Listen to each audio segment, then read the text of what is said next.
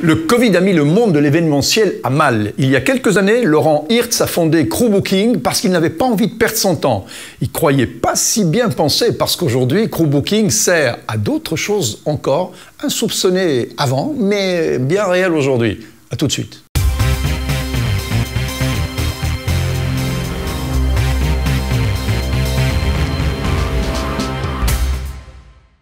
Laurent Hirtz, merci d'être venu. Je raconte un petit peu ton histoire, elle est très simple. Tu te retrouves il y a quelques années avec ta fille, tu la biberonnes, papa modèle, parfait, nouvelle génération. On essaye. On t'appelle pour te demander d'aller boulotter, ce qui est bien, hein, il faut quand même nourrir la petite. Le problème, c'est que tu ne peux pas tout faire. Et donc, tu te dis, je ne suis pas libre, comment le faire savoir? Ton métier, évidemment, c'est l'audiovisuel. Tu travailles dans un domaine où il y a pas mal de boulot, en tout cas avant, maintenant, on va en parler après. Et donc, il y a une idée qui naît dans ta tête à ce moment-là. Comment faire savoir aux gens avec qui je travaille quand je suis libre, quand je ne suis pas libre? Oui, c'est tout à fait ça. Excellent résumé. Il faudrait que je t'engage plus souvent pour expliquer ce que je suis censé dire. Mais effectivement, oui, j'étais vraiment... Allez, on sait bien que quand on nourrit ses enfants, c'est jamais très agréable de répondre au téléphone. Et en plus, allez, toujours les mêmes questions. Est-ce que tu es dispo à telle date? Tu regardes dans ton agenda. Ah non, je suis pas dispo. Et donc, ils ont perdu du temps, j'ai perdu du temps. Et donc voilà, donc l'idée était assez simple, hein. Au début, j'ai juste créé un outil pour moi-même, qui était un outil d'agenda que je partageais avec mes différents clients. Et ça s'appelait regarde si je suis dispo avant de m'appeler, quoi. En gros, c'est assez simple. Et voilà, l'idée a fait son chemin, surtout parce que mes collègues, je l'ai partagé avec mes collègues, et puis ainsi de suite. Donc voilà, jusqu'au moment où en fait les entreprises ont commencé à avoir un peu plus de demandes, plus orientées justement. Elles n'ont pas d'outils de planning. Pour la plupart, elles travaillent avec Excel ou avec des blocs-notes ou ça envoie des WhatsApp. Tu as uniformisé quelque part une demande que chacun a, savoir quand quelqu'un est libre, sans l'embêter, sans lui faire perdre de temps, et pour que ce soit clair et simple au moment où on a réellement besoin d'une info. Et tu as appelé ça Crew Booking tout de suite ou au départ? Non, au départ, tu avais un autre nom, hein. Oui, au départ, il n'y avait pas de nom. Non, voilà, en fait, c'est ça. C'est le jour où j'ai créé la société. Donc, pourquoi j'ai créé la société? Parce que ça commençait à être utilisé pas mal et il fallait pouvoir avancer. Et pour pouvoir avancer, j'ai créé la société pour vraiment diviser par rapport à mon activité de freelance, chef de projet audiovisuel. Et donc, vraiment... J'ai réfléchi au nom et ça m'est venu tout de suite. En fait, c'est ça. On fait du booking de crew, donc c'est Crew Booking. Exactement. Alors, normalement, quand on crée une plateforme comme ça, on est d'abord tenté de travailler avec les potes qu'on connaît. Je veux dire, à lui, je le connais, il est super, à lui, non. Au départ, ça sert à ça. C'est un petit peu connecter les gens dont on a la certitude qu'on va travailler avec des gens bien. Mais c'est aussi, peut-être aussi, parce que si ça va pas, on peut filer ses potes, ses copains. Et donc, c'est là que naissent les connexions, au-delà de son propre intérêt. Oui, tout à fait. En fait, allez, chacun travaille comme il le ressent, mais la plupart des gens que je connais, dans mon réseau à moi en tout cas, on se partage du boulot. Donc, c'est-à-dire que quand on n'est pas dispo, souvent on partage le numéro d'un autre en disant tiens, appelle toujours celui-là, ça peut te dépanner. Donc tu garantis quelque part, hein. Je veux dire, si tu garantis quelqu'un qui n'est pas à la hauteur, ça va retomber sur toi aussi. Oui, c'est ça. Moi, en tant que technicien, en général, les gens que je recommande, c'est... Voilà, je peux dormir sur mes deux oreilles. Et donc voilà, en fait, nous, Crew Booking, c'est assez simple. On essaye simplement de transposer une situation pragmatique réelle en une plateforme qui, en fait, n'a pas pour but de remplacer l'aspect contact humain. Ça a juste pour effet de simplifier le process de booking. En fait, de gagner du temps. De gagner du temps et de simplifier la vie. Et surtout... Qu'est-ce que permet Crew Booking aujourd'hui? C'est une transmission d'infos claires. Donc, quand c'est le rush, on n'a pas toujours le temps d'envoyer les bonnes infos et ainsi de suite. Crew Booking va vraiment essayer d'accompagner la personne à avoir les infos de booking les plus claires et par après même les feuilles de route, les feuilles de service les plus claires possibles et automatisées pour que voilà, accompagner vraiment l'entreprise et les différents acteurs du secteur. Alors Laurent, il y a évidemment quelque chose qui s'est passé hein, ces derniers mois. Le Covid a un petit peu bousculé tout ça. Crew Booking, je suppose, en a subi les conséquences. Tous ceux qui y travaillent également.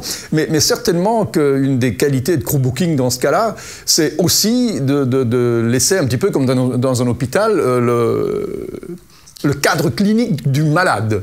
Donc il peut dire, moi, tel jour, je devais faire ça, tel jour, je devais faire ci, voilà, tout est inscrit, tout est là, tout est en mémoire, et avec toute la paperasse qu'on doit rentrer maintenant pour prouver que c'est un outil génial, dont tu n'avais peut-être pas, à la base, pensé que ça allait servir à ça, mais ça a servi à ça aussi. Oui, c'est ça. En fait, allez, le Covid...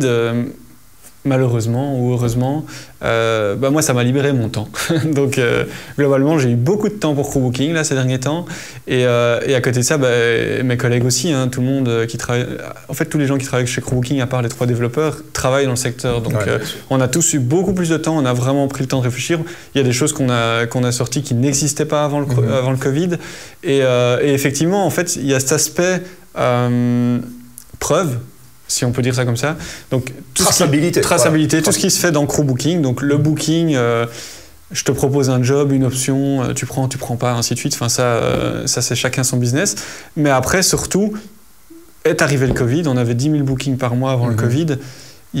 Arrive le Covid, qu'est-ce qui se passe? Tous les bookings sont annulés pour la plupart. Ouais. Et tous ces freelances qui ont des statuts hybrides ou chacun son statut. Doivent rentrer des comptes. Doivent rendre des comptes à quelqu'un, du moins. À une administration, à des institutions. Et donc, grâce à Crewbooking, ils ont pu, sans aucune difficulté, exporter les boulots qui étaient prévus. En tout cas, à court terme, parce que il faut savoir, ça, tout le monde le sait, le booking ne se fait pas 6 mois à l'avance, c'est souvent dans les 30 jours avant qu'on remplit son agenda. Donc voilà, ça a permis... Pour ceux qui avaient déjà un historique Crewbooking de prouver leur activité de l'année passée, pour ceux qui étaient qui allaient avoir du travail, de pouvoir prouver que le travail est annulé. Après, ça a fonctionné pour le mois de mars-avril. Clairement, après, ça a été beaucoup plus... D'accord. Alors, ce qui est bien, Laurent, c'est qu'évidemment, quand on crée quelque chose qui sert à quelque chose, hein, donc il y a une utilité, généralement, cette chose ne meurt pas, mais s'amplifie, grandit, et même parfois, l'argent arrive. Donc, c'est génial, parce que tu pourrais, dans les mois qui viennent, tu m'as dit, espérer avoir des salaires, avoir peut-être même de l'argent qui vient d'associations comme Wallimage, je crois, ou d'autres, à moins que ce soit encore un scoop et qu'on ne peut pas le dire, mais bon, donc, c'est trop tard, c'est dit. Après, c'est assez simple. Pour pérenniser une entreprise, il faut de l'argent. Nous, on a toujours mis au centre de notre projet que le crew, c'était gratuit. Nous, on ne veut pas monétiser ni le booking, ni le crew. En gros, c'est vraiment ça. C'est vraiment la mise en relation. Et voilà, c'est vraiment quelque chose qui, sans Crewbooking, ça marche aussi. Donc, il n'y a pas de souci. Nous, on n'allait pas le vendre.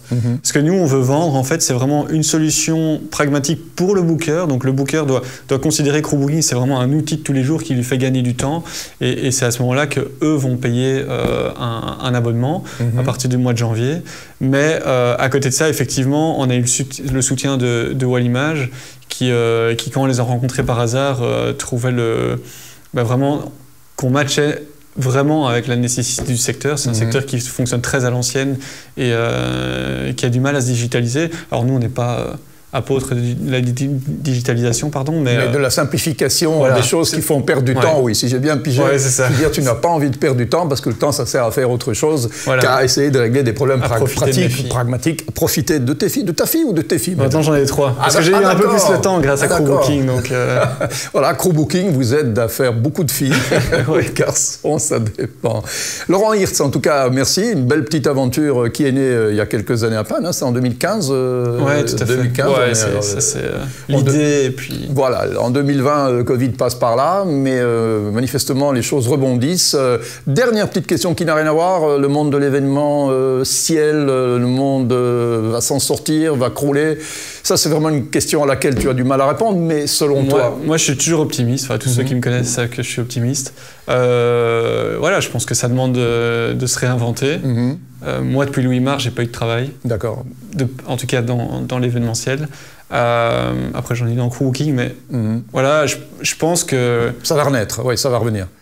J'ai dernièrement entendu un spécialiste économique qui disait que post-Covid, les secteurs qui allaient être le plus florissants, ce serait justement l'événementiel et l'ORECA. Il y a une envie terrible, en tout cas, le rebond est terrible. Ça va être le rebond qui... En fait, c'est inversement proportionnel. Il y aura eu tellement de privations qu'il y aura...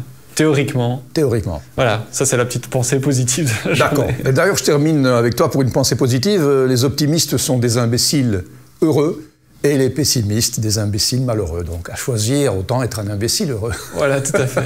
Laurent Hirst, Screwbooking, merci. Avec plaisir. Ciao.